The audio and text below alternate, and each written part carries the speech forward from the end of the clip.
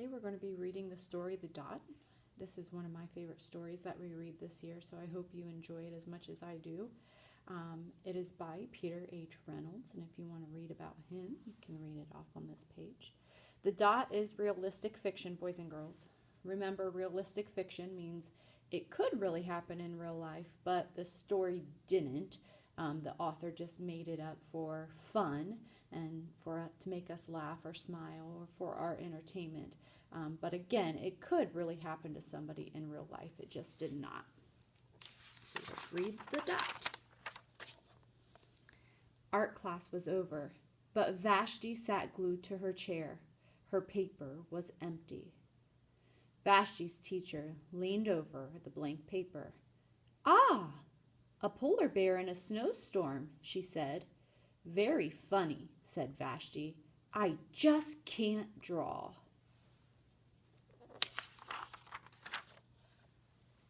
Her teacher smiled. "Just make a mark and see where it takes you." Vashti grabbed a marker and gave the paper a good, strong jab. "There!"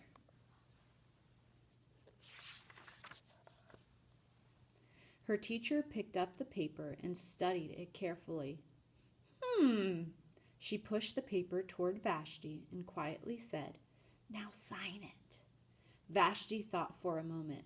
"Well, maybe I can't draw, but I can sign my name."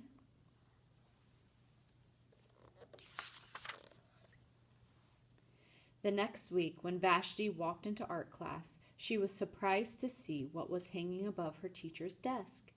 It was the little dot she had drawn, her dot, all framed in swirly gold.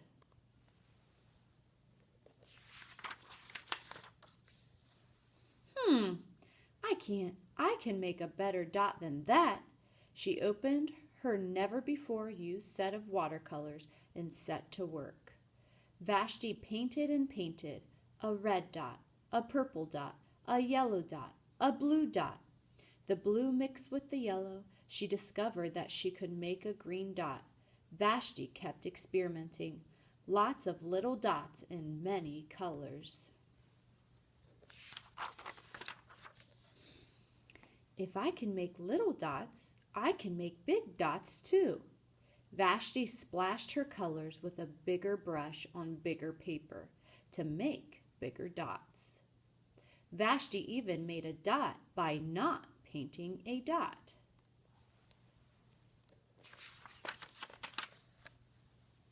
At the school art show a few weeks later, Vashti's many dots made quite a splash.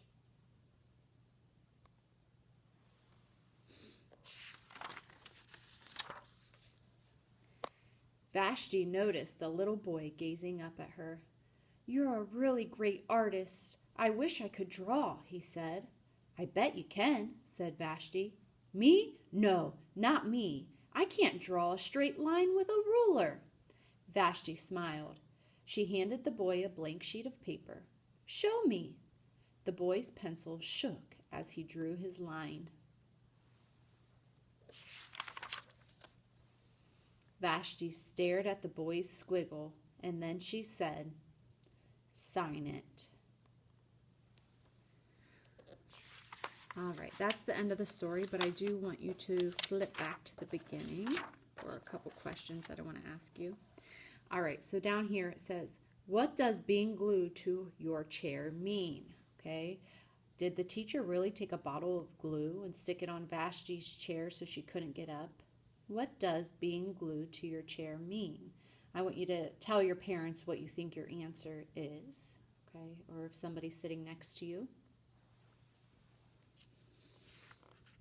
And boys and girls, being glued to your chair just means that you don't want to get up. You're sitting there, you don't want to get up out of your seat, and well, in this case, Vashti's kind of having a little tantrum. She's mad, she's upset, and she's just stuck there right now. Not literally stuck there, she just doesn't want to move. And then on the next, through the story here, the compare and contrast. Does Vashti have a different feeling about her dot now? And explain. So go ahead, if you're with a parent or a sibling or something, answer that question. How does Vashti feel different now on this part of the story compared to the beginning part of the story?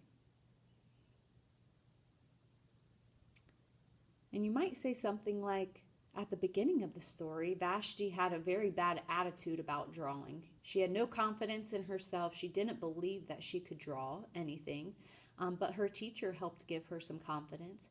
And now, once she actually tried and put forth some effort, she realized that she could do some good work. And as you can see, here's her art show. And look at all of the fun things that she was able to paint or to draw just by trying a little bit. So now she's happy because she can see what she can actually do instead of having a bad attitude towards things or not trying at all.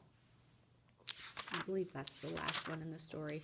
We will go over some more questions before we head into the test, but make sure you read the story as well to your parents. But thank you for listening in today. Nice job, boys and girls.